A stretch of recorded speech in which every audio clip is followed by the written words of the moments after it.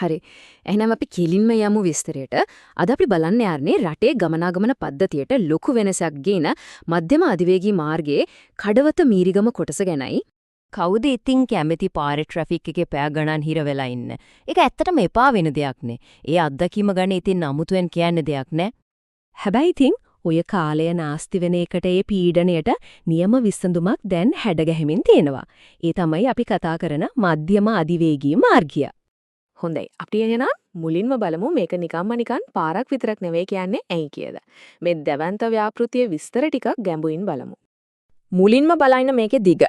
කඩවත ඉඳන් මීරිගම වෙනකම් සම්පූර්ණ දුර කිලෝමීටර් 37ක්. ඒකෙන්ම හිතා ගන්න පුරන්නේ මේක කොච්චර ලොකු ව්‍යාපෘතියක්ද කියලා. මේක පාරක් විතරක්ම නෙවෙයි රටේ ප්‍රධාන දමනයල් වගේ දෙයක්.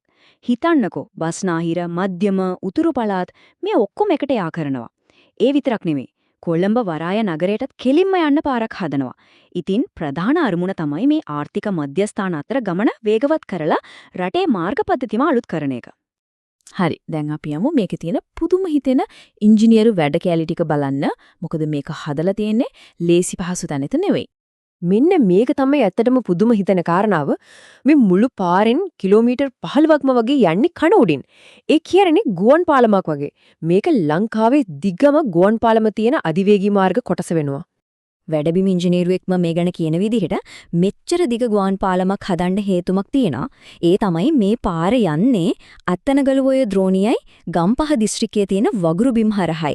ඉතින් පරිසරයට හානියක් නොවෙන්න තමයි මේ වගේ දැවැන්ත ඉංජිනේරු විසඳුමකට ගිහින් තියෙන්නේ. හැබැයි ඉතින් මේක හදන්න එක හිතන තරම් ලේසි වෙලා නැහැ. ලොකු අභියෝග ගොඩකට මුහුණ දෙන්න වෙලා තියෙනවා. හිතන්නකෝ සංවේදී වගුරු බිම් කුඹුරු යායවල් මැදින් පාර ආරම් යන්න ඕනේ. ඒකම ස්වභාවිකව වතුර ගලන පාරවල් හරියට කළමනාකරණය කරන්නත් ඕනේ. ඊට අමතරව ලයිට් කම්බි, ටෙලිෆෝන් ලයින් වගේ දේවල් අලුතෙන් අදින්න ඕනේ. මේ ඔක්කොටම වඩා අන්තරහුව මාරු, ඒ කියන්නේ පිවිසුම් දොරටු, ජාත්‍යන්තර මට්ටමට හදන්න ඕනේ. ඒකින් වැඩ ගොඩයි. හොඳ. දැන් අපි බලමු මේ වැඩේට ගියපු වියදමයි අපිට පාරට ඇතුල් වෙන්න පුරුවන් අලුත් තැන් මොනවද කියලායි. මේ මාර්ග කොටසට විතරක් යන සම්පූර්ණ වියදම බලන්න රුපියල් බිලියන 238.2ක්. ඒ කියන්නේ මේක කොයිතරම් දැවැන්ත මූල්‍ය ආයෝජනයක්ද කියලා හිතා ගන්න පුළුවන්. ඉතින් මේ සල්ලි එන්නේ කොහෙන්ද? මේකට අරමුදල් සපයන්නේ ශ්‍රී ලංකා රජයයි චීන එක්සිම් බැංකුවයි එකතු වෙලා.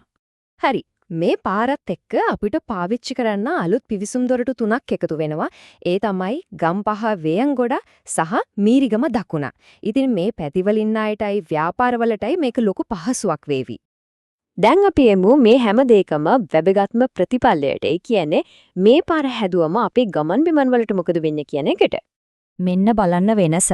සාමාන්‍ය පාරේ කඩවෙට ඉඳන් මීරිගමට යන්න පැය 2ක් විතර යනවා ට්‍රැෆික් එක්ක.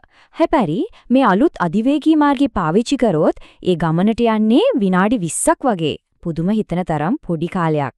මෙන්න මේක තමයි වැදගත්ම කාරණේ. කිලෝමීටර් 37ක දුරක් විනාඩි 20කින් විතර යන්න පුළුවන් වෙනවා කියන්නේ මොන වගේ දෙයක්ද?